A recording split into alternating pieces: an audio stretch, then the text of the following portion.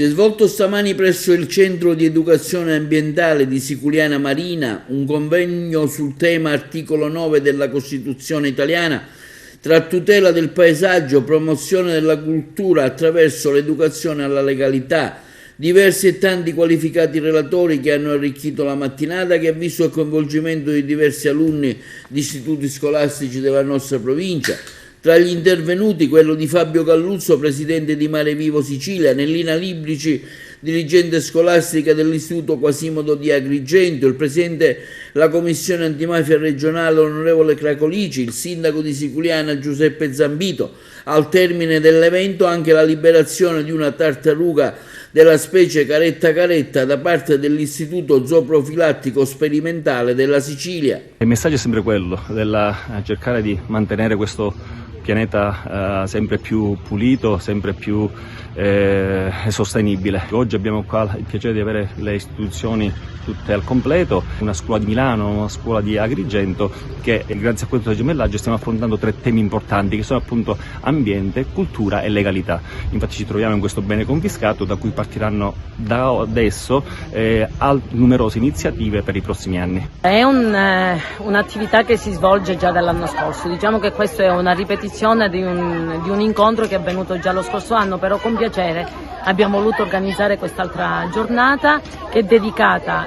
a fare un focus particolare sull'articolo 9 della Costituzione, tra tutela dell'ambiente, promozione della cultura attraverso il tema dell'educazione alla legalità. Oggi i ragazzi hanno preparato diversi interventi, soprattutto per far conoscere ai ragazzi del De Amicis quali sono gli aspetti peculiari di un libro che loro hanno letto, Non chiamate l'eroi. Hanno creato delle sagome che adesso verranno installate in questo spazio proprio per rappresentare quello che si vuole costruire, diciamo, un giardino della legalità e far conoscere ai ragazzi che la Sicilia è anche cultura e di educazione alla legalità, non solo mafia come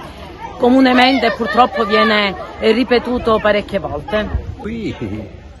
anche il luogo che si è scelto è un simbolo, come dire, di 2 principi che sono stati e sono straordinariamente connessi. Questo è un bene confiscato alla mafia in una zona ad alta densità mafiosa, in uno dei posti più belli non solo della Sicilia ma credo del nostro paese, che per tutelarlo molti anni fa si è dovuto fare una grande battaglia dove le organizzazioni mafiose, le organizzazioni criminali avevano l'intenzione di saccheggiare questo territorio, trasformarlo con altre finalità e certamente non avevano l'obiettivo di salvaguardare il territorio, l'ambiente e valorizzare questo luogo. Io credo che la legalità è anche una battaglia di tutela, di salvaguardia, di memoria, perché abbiamo il dovere di lasciare ai nostri figli quello che i nostri padri ci hanno consegnato in termini di bellezza, di straordinarie opportunità anche per l'economia della nostra terra,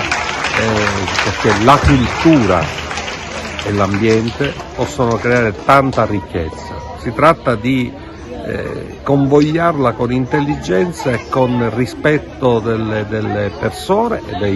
e dei luoghi. Bellissima giornata per ribadire l'importanza di salvaguardare la bellezza che ci circonda, sia da un punto di vista dei monumenti, sia da un punto di vista degli spazi, sia da un punto di vista del mare, e quindi il fatto che le scuole oggi siano, diciamo, presenti ancora una volta a Siculiana per ribadire l'importanza dell'ambiente è davvero una cosa straordinaria. Noi come Comune continuiamo a promuovere attività e iniziative in questa direzione, con la consapevolezza che si salvaguardano i beni comuni, ma si devono vivere i beni comuni, saper vivere attraverso l'umanità, un'umanità che è capace di riscoprire il passato e farne un patrimonio da investire per il futuro. Su quello noi dobbiamo puntare, quindi sono molto contento per tutte le azioni che sono messe in campo in collaborazione con tantissime altre associazioni, perché il coinvolgimento dei cittadini, dei gruppi di volontariato e tutto il resto è fondamentale, perché bisogna agire insieme, nessuno può pensare di poter cambiare il mondo da solo, e quindi sono più che soddisfatto anche per questa giornata.